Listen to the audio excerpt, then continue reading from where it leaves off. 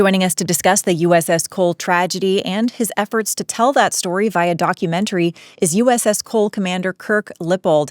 Commander, thank you so much for joining us today. Absolutely, Georgia. Wouldn't miss it for the world. So tell us about this new docuseries that you've come out with. What's it about, and what are you hoping to achieve with it?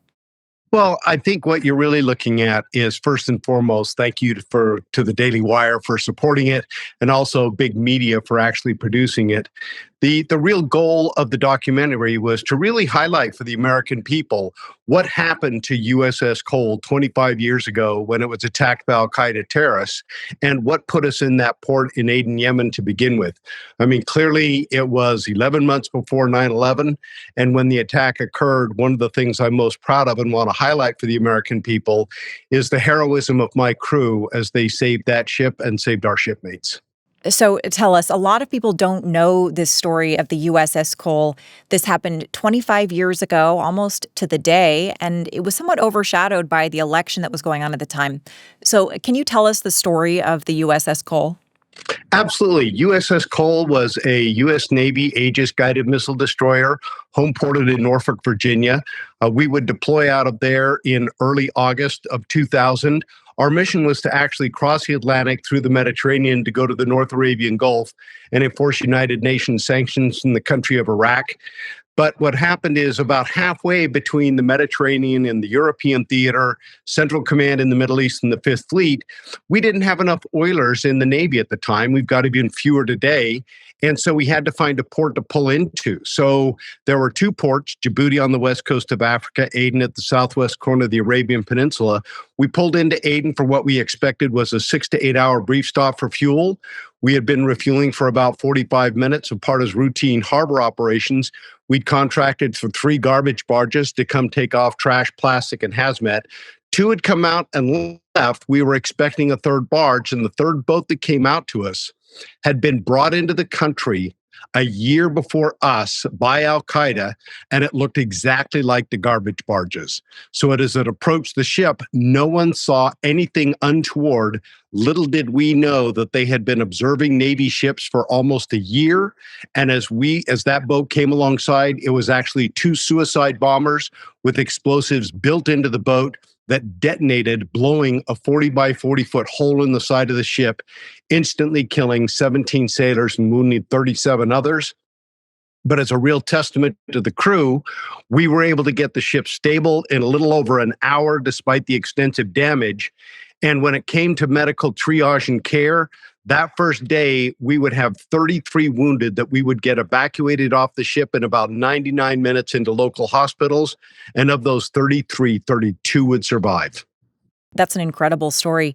Now, a 40-foot hole in a ship, and you were able to stabilize it. How did you do that? Well, one of the things we had done prior to pulling in was actually a damage control, and something you do every time you have an event like this where you're in a higher state of readiness because of the threat, is we implement what's called a higher degree of watertight integrity. In this case, all the compartments below the main deck, or what they call the damage control deck, were all sealed and compartmented off. What that did was 2 things. Number one, when the blast went off exterior to the ship and penetrated inward, number one, it prevented progressive flooding, kind of like if you remember Titanic. You went from compartment to compartment to compartment. What that did was it prevented and contained the flooding within a few major compartments. The second thing that it did that was really beneficial is because of that compartmentalization, it dissipated the force of the blast. I mean, the pressure wall from the explosives that went off traveled at about 25,000 feet per second. So the damage, the extensive damage that you see throughout the ship occurred in less than 3 milliseconds. But because of that compartmentalization that we had put into place, that's what really minimized the extent of the damage, controlled the flooding, mitigated some of the horrific injuries that we saw. But nonetheless, it was one of those events where the announcing system failed. Nobody could tell the crew what had happened, where to go, what to do. They fell back on their training and then accomplished what they needed to save our ship and shipmates. So in my mind, true heroes that this documentary will point out. Now, this happened before 9/11, pretty shortly before 9/11, less than a year. What was the degree of awareness about the threat of terrorism at that time? Well, it's very interesting. We knew that terrorism existed because obviously, I personally had experienced it earlier in my career. I was actually in the embassy in Beirut in 1983, just a few days before they blew it up. I lost a Naval Academy classmate in the Beirut barracks bombing that fall. Of course, we had Khobar Towers in 1996, World Trade Center 1 in 1993, and then, of course, the embassy bombings 2 years before Cole in Dar es Salaam, Tanzania, and Nairobi, Kenya. So Al Qaeda had a pattern, especially with World Trade Center 1 and the embassy bombings. What we didn't know, and the documentary points out, is that the FBI had actually interviewed one of the surviving Al Qaeda members from the terrorist attack against the embassies. And when they interviewed him, he flat out told them Al Qaeda is going to target Navy ships pulling into Aden. We never got that intelligence on the ship. We never had any idea. And I have no idea if the Navy leadership ever had access to that intelligence or ever did anything with it to prepare us prior to pulling into port. Wow. Now, one of the last remaining planners of the attack, the mastermind behind it actually, was held at Guantanamo Bay in Cuba for 20 years. And he's just now getting his trial, or he will get it in June of next year. Can you tell us a little bit about why it's taken so long for him to be tried? Well, one of the key things that I unfortunately need to point out is while a trial date is set, we've had trial dates set before. His name is Al Nashri, and he was the principal planner that put this entire thing together. He worked very closely with bin Laden and al-Zawahiri, who was the number two guy. So this had been planned for a long time. As a matter of fact, a gentleman named Khalad, the gentleman I use as a loose term, by the way, Khalad bought the explosives that al-Nashri would use when he built the boat that would attack USS Cole. He is involved with the 9/11 planning as well. So these guys are bad. They're all tied together. But at the end of the day, he's down in Guantanamo Bay, and we continue to have delays in taking him and holding him accountable for what he did. Because quite frankly, we lack the political will on both the Republican and Democrat sides to really make the defense teams stop issuing motion after motion, judges that continue to entertain them. And we've had delay after delay. And here we are at 20 years plus for a trial that should have gone on. He should have been tried, found guilty, and then consequently, because it's a capital case, executed. In today's fast-changing digital world, proving your company is trustworthy isn't just important for growth, it's essential. That's exactly why Vanta exists, to make building and maintaining that trust seamless for businesses everywhere. Whether you're a startup just getting started with your first SOC 2, HIPAA, or ISO 27001 certification, or you're an enterprise dealing with the complexity of vendor risk management, Vanta's trust management platform uses industry-leading AI and automation to help companies of all sizes get compliant fast and actually stay that way. The platform can help you knock out those tedious security questionnaires up to 5 times faster, which means you're closing bigger deals sooner. And the impact is real. Vanta customers are saving over $500,000 annually while becoming 3 times more productive. In today's business environment, establishing trust isn't optional anymore. But with Vanta's continuous monitoring and automation, it becomes automatic.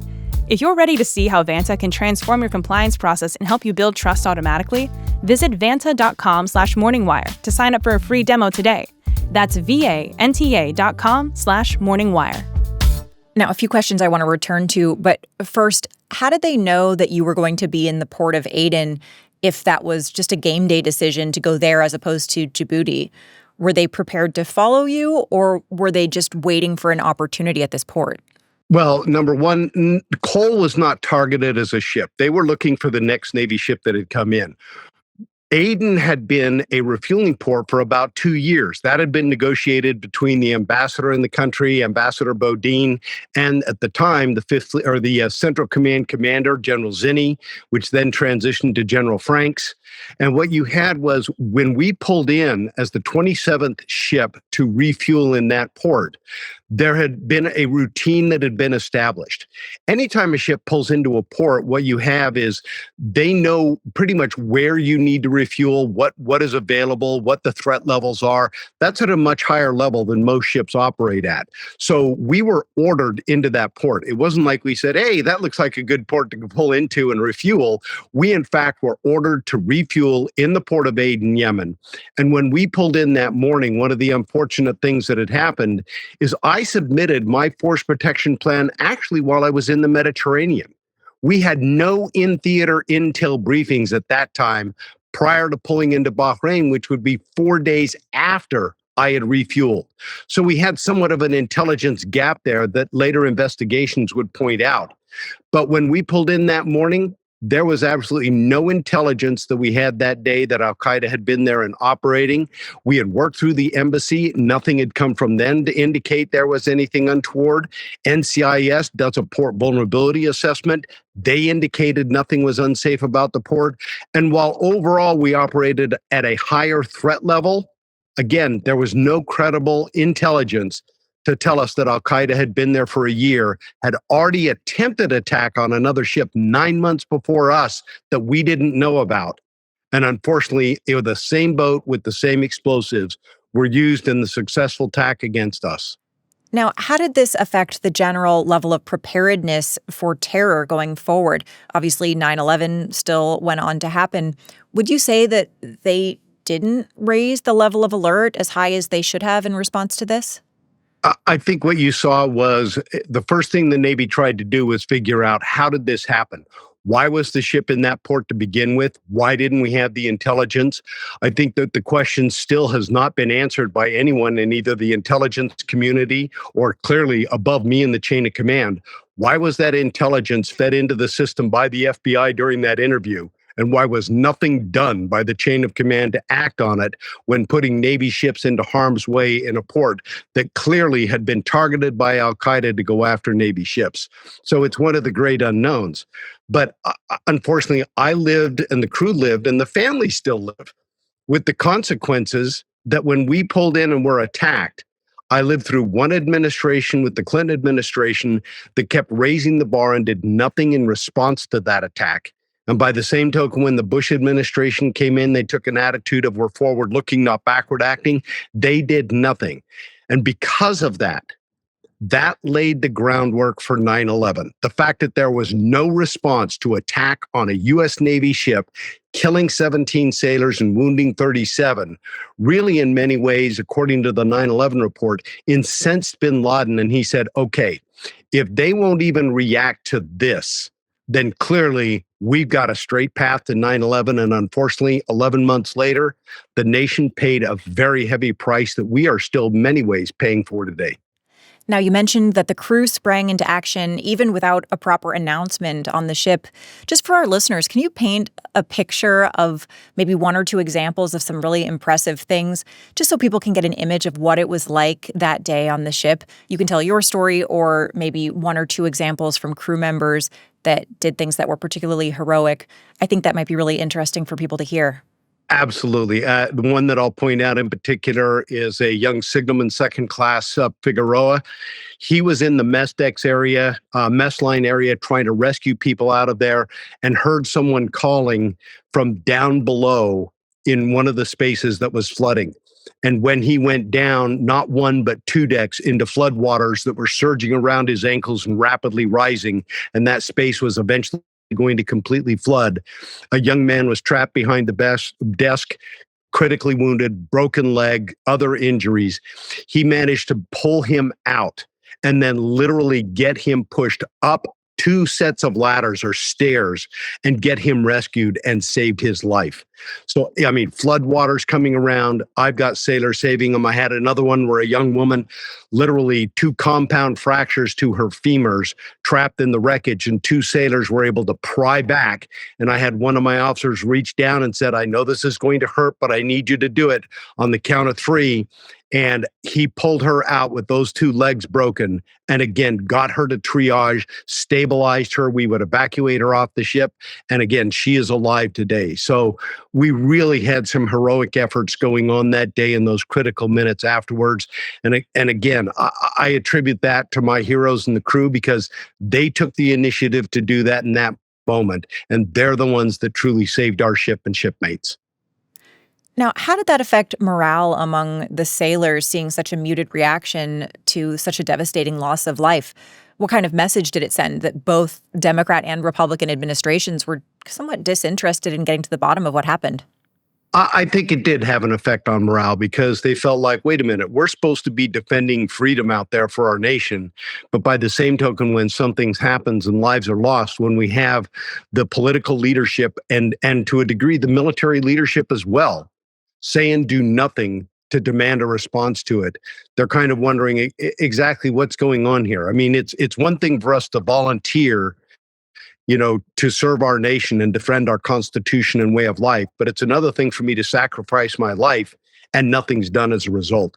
And it's been particularly frustrating, especially for the families who lost loved ones, to see no accountability when it comes to holding those responsible for this attack, which was bin Laden, his followers, and everything else. And while, yes, we have taken out several members that were involved in that chain through drone strikes, obviously post 9/11 in Afghanistan with the military force, we still have that guy, al-Nashri, down in Gitmo, who really is enjoying a fairly decent quality of life, gets 3 meals a day, gets to pray 5 times a day, and it just drags on and on. So justice delayed is justice denied. And I think people overall in the military see this, but they still want to have people that did this held responsible for their actions.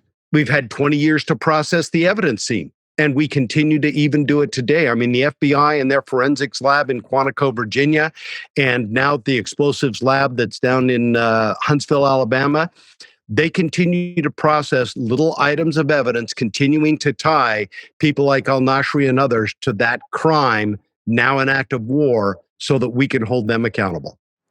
All right. Well, Commander Lippold, this has been so wonderful having you. And I think our audience is going to be very interested to watch this.